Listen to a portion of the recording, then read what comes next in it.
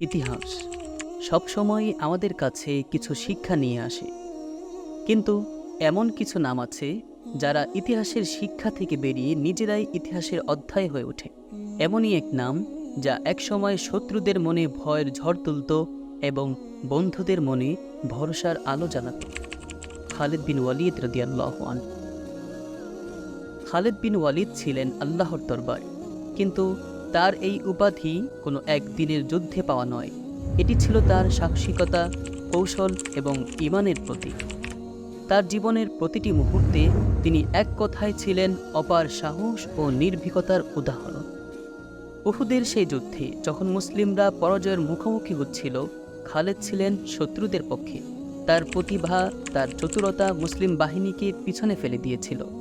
কিন্তু আল্লাহর কি নসিব দেখুন, সেই খালিদ বিন ওয়ালিদই পরে পরিণত হলেন ইসলামের অন্যতম প্রিয় যোদ্ধায়। কিন্তু কেবল তার যুদ্ধ জয়ই নয়, খালিদ বিন ওয়ালিদের জীবনের সবচেয়ে গুরুত্বপূর্ণ মুহূর্ত ছিল তার ইসলাম গ্রহণ রাদিয়াল্লাহু আনহু।